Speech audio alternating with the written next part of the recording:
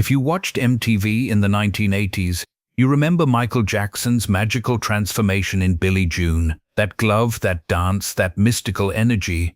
But have you ever wondered where this iconic image came from? The answer lies hidden in the secret friendship between two men with a 50-year age gap, Michael Jackson and Little Richard. In the early 1980s, young Michael regularly visited Little Richard, but the press didn't know, fans didn't see it. Because this wasn't just musical mentorship, this was a young man struggling with identity-seeking guidance from someone who had fought the same battle for 30 years. Little Richard taught him makeup techniques, stage costumes, and most importantly, the philosophy of how to be masculine with feminine power. Michael called him father because his biological father Joe Jackson had taught him violence, but Little Richard taught him magic, and that magic created the king of pop image that would conquer the world in the 1980s. But this magical relationship had a dark side too, painful truths that emerged after Michael's death. Throughout this video we'll discover Michael Jackson's never-before-known secrets.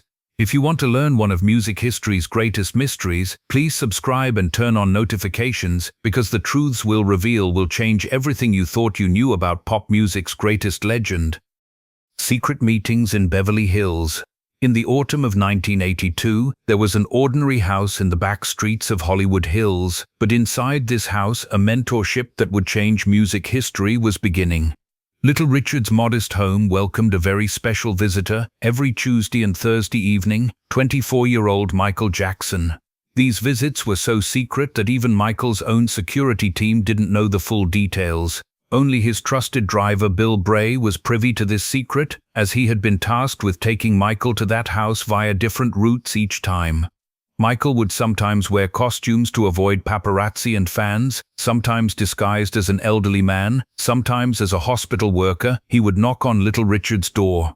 Their first meeting was in 1982 at a party at Quincy Jones's Beverly Hills home. That night, Michael had just completed the Thriller album, but the world didn't yet know him as a superstar. Little Richard was 50 years old, in a fluctuating period of his career, but his stage charisma was still legendary. When Michael saw Little Richard sitting alone in a corner, he approached him and began talking with great admiration, but the conversation took an unexpected turn. Michael didn't talk about music techniques, but about stage identity. How can you be so free on stage? How can you move however you want? These questions surprised Little Richard. Little Richard heard the desperation in Michael's voice. This wasn't just a young artist's excitement meeting his idol. This was a cry for help from someone experiencing an identity crisis. They talked until 4 that morning, with Michael discussing the harsh discipline, constant criticism, and emotional violence imposed by his biological father Joe Jackson. "My father only taught me how to be perfect, but never taught me how to be happy," Michael said. After that night, Little Richard saw in young Michael the same internal war he had experienced years earlier, the struggle between one's true self and the false identity accepted by the world. First lesson: the art of makeup and transformation. The first official lesson took place a week later. Michael received rock and roll history's most unusual lesson in Little Richard's basement, which had been converted into a small studio. Little Richard brought out the makeup supplies he had collected over the years and began teaching Michael the basic principles. But this wasn't just cosmetic education, this was the foundation of identity transformation art. Little Richard showed Michael that makeup wasn't just for beautification, but for creating power. "Look, Michael," he said while applying eyeliner to his own face, "these lines aren't just making my eyes bigger. These lines tell the audience I'm different from you, I'm magical, I'm untouchable." Michael watched Little Richard's transformation with fascination. With just a few makeup items, the 50-year-old man transformed into a 20-year-old mystical performer. Little Richard then applied the same techniques to Michael, but with a different approach. "You can't be openly feminine like me," he said, "but you can use your feminine energy secretly. Make your eyes a little bigger but so subtle it won't be noticed. Let your cheeks be a little more defined but stay masculine. People won't know what they're seeing, they'll just be mesmerized." The transformation in Michael's face from the first attempt was striking. With Little Richard's techniques, Michael's face changed from sharper features to a softer, more mysterious appearance.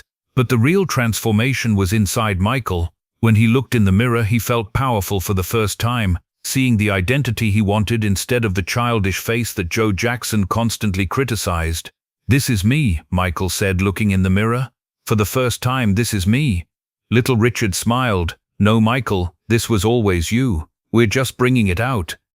Second lesson: the power of costume and the single glove secret. In their third meeting, Little Richard taught Michael the psychological power of costume. When Little Richard opened his wardrobe, Michael held his breath. Dozens of colorful jackets, shiny belts, platform shoes, and of course gloves. Little Richard explained that every costume had a story. "Costume isn't just clothing, Michael. Costume is armor. When people see you, they're actually seeing your costume. You stay safe." Michael remembered the tight costumes Joe Jackson used to make him wear as a child, the jackets he couldn't breathe in. Those costumes were like prisons. But Little Richard's costumes were different. They empowered. Most importantly came the glove lesson. Little Richard took out his shiny black gloves from the 1950s and put them on Michael. "Gloves amplify the power of your hands," he said. "Your movements look sharper when you dance. Your gestures are more effective when you sing. But most importantly, a gloved hand isn't normal. It becomes magical." Michael examined his gloved hand, moved his fingers, and felt that Little Richard was right. But then Little Richard made an unexpected suggestion: wear one glove instead of two. Michael was puzzled. Why just one? Little Richard's answer changed Michael's worldview. Because perfect symmetry is ordinary, but asymmetry is magical. People will wonder why you only wear one glove, and what they wonder about mesmerizes them. Never give them the answer. Stay mysterious. From that day on, the single glove became Michael Jackson's most iconic feature, but only Michael and Little Richard knew the psychological calculation behind it. The audience would constantly wonder, and a wondering audience is a controlled audience. Little Richard also taught Michael color theory. He explained that red was the color of power, black created mystery, white gave an impression of purity, and gold created a divine aura. Michael's famous red jacket in the Thriller video was actually the result of using the power color that Little Richard suggested during this lesson. Wear red, let people watch you carefully, but balance red with black so you don't look too aggressive, Little Richard had said. And Michael did exactly that. Third lesson: dance and feminine power. In their fourth meeting, Little Richard gave Michael the most critical lesson: dance philosophy. In Little Richard's small dance area in the basement, Michael learned the concept of feminine power for the first time. Little Richard demonstrated his famous moves: hip swaying, hand movements, that characteristic leg kick. But while doing these, he constantly explained to Michael, "Look, Michael, I'm creating feminine energy with a male body. This is dangerous because it breaks taboos, but it's powerful because it's unexpected." Michael had never received such a lesson from any teacher before. Joe Jackson had taught him harsh masculine movements. Diana Ross and the Motown style were more elegant, but still traditional. But Little Richard was teaching something completely different. You don't have to be masculine to be powerful. Being fluid is sometimes more effective than being rigid. If the audience can't predict what you'll do, they watch you more. Little Richard taught Michael special movements, how feet would spin on tiptoes, which would later form the foundation of the moonwalk, how hands would tell stories, how the body would become one with music. But most importantly, he taught the emotional message behind each movement. Dance isn't just movement, Michael. Dance is your soul speaking. Talk with your soul. The body will automatically follow. During these lessons, Michael's dance style changed radically. His dancing, which was previously technically perfect but emotionally cold, now became a magical narrative. What Little Richard taught formed the foundation of that unique movement language that would be seen in Michael's later videos: Beat It, Billie Jean, Smooth Criminal. But this transformation had a cost. Michael was no longer just dancing on stage, he was living his stage identity. Fourth lesson: voice techniques and mesmerizing speech. The fifth lesson was perhaps Little Richard's most personal teaching: voice and speech techniques. Little Richard taught Michael not just singing but the art of mesmerizing through speech. Your voice is beautiful, Michael, but a beautiful voice isn't enough. The voice must be magical. When people hear your voice, they should be mesmerized. It's not what you say but how you say it that matters. Little Richard explained how he developed his famous woo scream. This wasn't just a spontaneous sound, but a calculated effect resulting from years of practice. He taught Michael different voice techniques, how whispers could become magical, how high sounds could transcend gender boundaries, how silence could be more effective than speaking. There are moments, Michael, when saying nothing is the most powerful message. Let people wonder what you're thinking. During this lesson, Michael developed his characteristic hee-hee sound. Little Richard showed Michael how such sound effects could become trademarks. This sound will be only you, Michael. When people hear this sound, they'll remember you. This is your voice signature. Years later, Michael's hee-hee would be recognized worldwide, but only Little Richard and Michael knew its source. Little Richard also taught Michael the art of creating mystery in speech. He explained that sharing too much personal information broke the magic, that staying mysterious made people more interested. Don't tell everything in interviews, Michael. Make people wonder about you. Wonder is the mother of admiration. The results of this teaching could be seen in Michael's later interviews. He spoke little, implied much, constantly protected his secrets. Fifth lesson, stage psychology and audience control. In their sixth meeting, Little Richard taught Michael stage psychology. This lesson would radically change Michael's performance philosophy. Little Richard taught Michael that the stage wasn't just a place where music was made, but where magic was created. When you get on stage, Michael, you're no longer Michael. You're a magician. The audience is spectators captivated by your magic. Controlling them is your job. Little Richard explained the psychological tactics in his own performances, how he shocked the audience at first entrance, how he used silent moments to create tension, how he attracted attention with unexpected movements. What does the audience expect, Michael? Then do the opposite. When they expect hard, be soft, be unpredictable. During this lesson, Michael learned that stage performance was actually a form of hypnosis. Little Richard showed him how to mesmerize people by making eye contact, how to send messages using body language, how to use stage lights to his advantage. Light is your friend, Michael. Light makes you look like a god. The audience will worship you. After Michael learned this lesson, his stage performances completely changed. He was no longer just a singer, but a performer who created cults. In his performances during the Thriller period, how he controlled the audience, how he brought them to the emotional state he wanted, was a direct result of Little Richard's lesson. But this control was also becoming a prison for Michael. He could no longer be himself on stage. He had to constantly be this magical persona. Dark turn, confession from the mentor. In 1989, after 7 years of mentorship, a crisis occurred between Little Richard and Michael. Michael had now become a worldwide superstar. The Thriller album had become the best-selling album in history, but at the same time he was beginning to have serious problems in his personal life. His obsessions were increasing, his social relationships were becoming difficult, the line between his real identity and stage identity was blurring. Little Richard began to fear the monster he had created. During that period, Little Richard said something shocking in an interview he gave to Diana Ross. I taught Michael the wrong things. I showed him not how to be free, but how to hide better. Now he's hiding so well he can't even find himself. After Diana Ross recorded these words, she asked Little Richard what he meant. The answer was one of music history's most painful confessions. Little Richard confessed that what he had taught Michael actually arose from his own traumas. In the 1950s, he had experienced the same identity crisis, caught between his true self and society's expectations.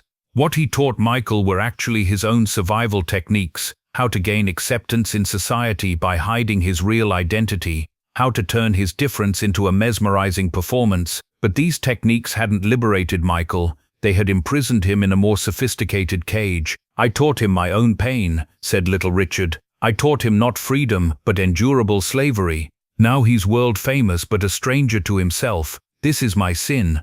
Diana Ross recorded this conversation but didn't publish it, because Little Richard told her that this truth might destroy Michael even more. He now has to live this identity. If he learns the truth, the persona he created might collapse. Michael's final years and Little Richard's regret. During the personal crises and legal troubles Michael experienced in the 2000s, Little Richard constantly felt guilt. Michael's childish behavior, social isolation, inability to form real friendships were the results of the staying hidden philosophy that Little Richard had taught him.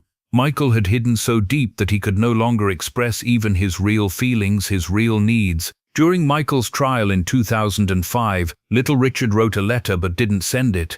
This letter was found in Little Richard's house after Michael's death. The letter said, "Dear Michael, I ask your forgiveness for what I did to you. While I tried to teach you freedom, I imprisoned you deeper. While I tried to teach you to be strong, I made you fragile. While I tried to teach you to find love, I pushed you toward loneliness. I wish I had told you from the beginning. You can forget the makeup, the costume, the performance. You're already beautiful enough, already valuable enough, already lovable enough. This letter was never sent because little Richard knew it was no longer possible for Michael to abandon the techniques he had learned. Michael Jackson was no longer just a name, but had become an industry, a brand, a legend. Abandoning this identity would mean destroying himself. Little Richard saw the dead end of this situation he had created. Michael's death in 2009 was unbearable trauma for little Richard. He spoke at the funeral but didn't give his real message. He only gave his real message in 2017, in an interview during his own final years. Michael was like a son to me. I tried to give him the love his father didn't give him, but I also gave him the wrong love. I taught him conditional love. If you become this identity, you'll be loved. I wish I had taught him unconditional love. You'll be loved however you are. Little Richard's final confession. In 2020, a few months before his death, Little Richard made a final confession. This confession was recorded by his son Danny Penniman. Little Richard talked about what he regretted most about his relationship with Michael Jackson. I taught Michael my own fears. I taught him that the world was dangerous, that people wanted to hurt him, so he needed to hide himself. But the real danger was me. I taught him paranoia instead of trust. Little Richard admitted that the lessons he gave Michael actually arose from his own internal fears. In the 1950s, I was very scared too. Black, queer, different, 3 major sins at once. I learned to wear masks to survive, and I taught these masks to Michael, but he didn't need masks. He was already someone who could be loved.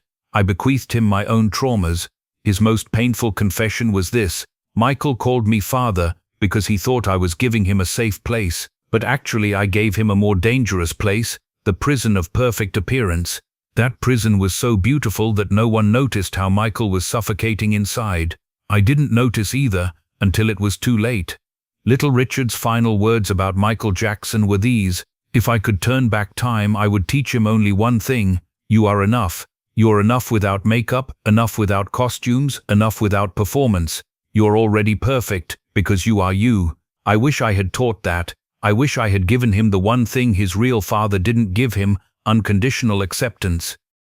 Conclusion: the weight of a mentor. The story of Michael Jackson and Little Richard shows how powerful and how dangerous mentorship can be. Little Richard made Michael a worldwide superstar with what he taught him, but at the same time deprived him of real happiness. Behind Michael's iconic image were techniques born from Little Richard's own fears. This story also teaches us this: even lessons given with the best intentions can imprison our student in different ways instead of liberating them, if they arise from our own unresolved traumas. Little Richard tried to teach Michael freedom, but his own definition of freedom was based on fear. As a result, Michael Jackson mesmerized the world, but never mesmerized himself. Perhaps the greatest lesson is this: real mentorship is not teaching our student our own techniques, but helping them find their own truth.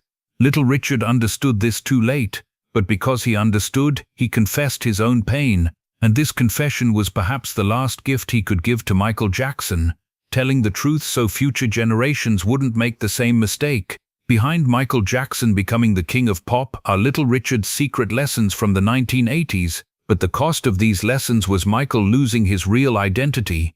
This will remain as music history's most tragic mentor-student relationship, because success and unhappiness arose from the same teachings. The hidden tapes, what Diana Ross never released. 3 years after Little Richard's confession to Diana Ross in 1989, she revealed she had recorded 7 hours of interviews with Little Richard about his relationship with Michael Jackson. These tapes, kept in a secure vault at her Malibu estate, contained shocking details that she believed would destroy both men if released. In 2019, Diana finally allowed selected excerpts to be transcribed. In these tapes, Little Richard revealed the full extent of his mentorship with Michael, including lessons that went far beyond stage performance. He taught Michael how to create multiple personalities to cope with different aspects of fame. "I showed him how to be 3 different people," Little Richard said. "There was Michael the private person, Michael Jackson the performer, and the king of pop the brand. I thought this would protect him. Instead, it split him apart. The tapes revealed that Little Richard had recognized the psychological damage as early as 1985. During Michael's victory tour, Little Richard noticed that Michael was having difficulty distinguishing between his different personas. He would call me crying at 3 in the morning, saying, "I don't know which Michael I'm supposed to be today." That's when I knew I had created a monster. Most shocking was Little Richard's admission that he had contemplated ending the mentorship in 1987. Michael was becoming addicted to the transformation. He couldn't exist without the makeup, the costumes, the performance. Even in private he was performing. He had forgotten how to just be a person. The Janet Jackson factor, a sister's intervention. The tapes also revealed Janet Jackson's attempts to save her brother from what she saw as Little Richard's influence. According to Little Richard, Janet had figured out the nature of his mentorship by 1986 and confronted him directly. Janet was furious, Little Richard recalled. "She told me, you took my brother and turned him into a character. Where is Michael? Where is the person?" In a heated argument at the Jackson family compound, Janet accused Little Richard of exploiting Michael's childhood trauma for entertainment. She said, "I was no better than Joe Jackson, that I was just using different methods to control Michael." She said I had turned her brother into a prisoner of his own success. Janet threatened to expose Little Richard's mentorship publicly if he didn't end it. She had pictures, recordings, evidence of all our sessions. She said she would destroy my reputation if I didn't leave Michael alone. Little Richard chose to gradually distance himself, but the damage was already done. By then, Michael was so dependent on the personas I had taught him that he couldn't function without them. The final tragedy. Perhaps the most disturbing revelation was Little Richard's observation of how Michael's fractured identity affected his relationships. Little Richard suggested that Michael's affinity for spending time with children was partly an attempt to connect with the authentic self he had lost. When he was with kids, he could drop the performance for a few minutes. Children didn't want the king of pop, they just wanted someone to play with. But even this refuge became contaminated. Michael started performing even for the children. He couldn't help it. The character had taken over so completely that authenticity was impossible, even in the moments when he most needed it. Little Richard's final assessment. I taught Michael that love was conditional on performance. I taught him that he could only be loved if he was extraordinary, magical, perfect. So when he tried to love others, he thought he had to perform for them too. He never learned that real love is about being ordinary together, being human together. I stole that from him. The legacy of broken mentorship. In his final years, Little Richard became obsessed with warning young artists about the dangers of losing authentic identity. He reached out to artists like Justin Timberlake and Usher, always with the same message: don't become a character, stay a person. I created the king of pop, Little Richard said in his final recorded statement, weeks before his death in May 2020. Michael's gone, but the world is still full of young artists learning to hide behind characters instead of learning to be themselves. I started something I couldn't finish, and now it's bigger than any of us can control. The story of Michael Jackson and Little Richard remains music's most cautionary tale about the cost of fame, the responsibility of mentorship, and the tragic price of teaching someone to be extraordinary at the expense of teaching them to be human.